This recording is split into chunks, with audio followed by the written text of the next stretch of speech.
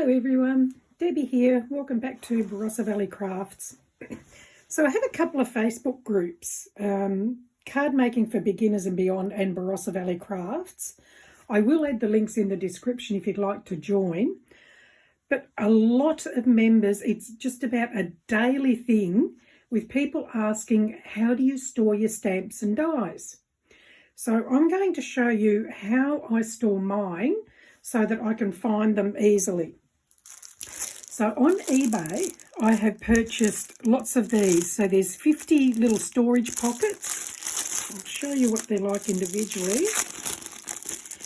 So they're just a little plastic pocket, and most of the stamps and dies will fit into this size. If they don't, I go to these bigger envelope ones that I get from just the cheapie shop, and then that will hold most of the dies of most sizes then. But then I have a Dymo labeler, so I will then print out what is in that satchel, that little pocket, so that I can just flip through, and then I store them in little boxes, and I can just flip through what I want. So that's how I do those. So with the stamps, I've just cut a piece of paper that I put in there, just so that when you look at the front you can see easier what's in there. So this one's got snowflakes, holly and mini holly, and that's how I store the stamps. So I've done that with all of my stamps. So then for the dies, in Australia we have a shop here called Bunnings, and I buy strips of magnetic sheet like this.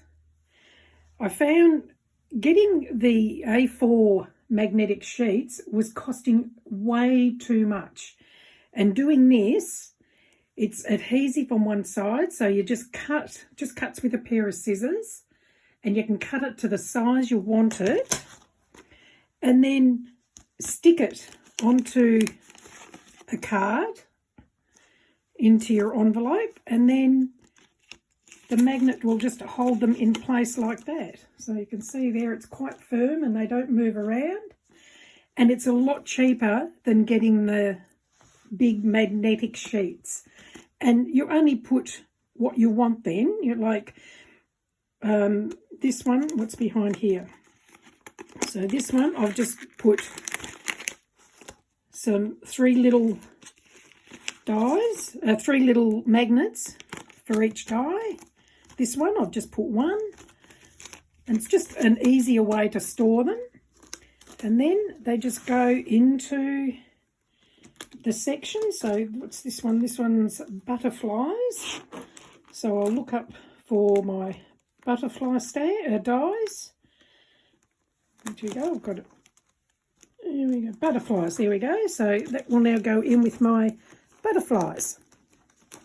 So I have different sections for each.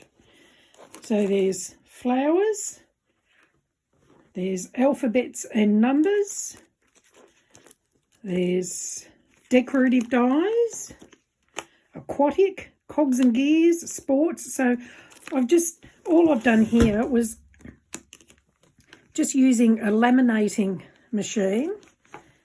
I've just laminated sheets and put at the top what each section is to use as dividers. So that's how I store my stamps and dies, and it works really well. So here's one, another lot. This is all dies. So this one is Karen Burniston dies. So if I've got enough, I do a box for that specific person. But it's only just recently I've started doing that, because until recently I used to just take them out of the packets and never really cared what brand they were.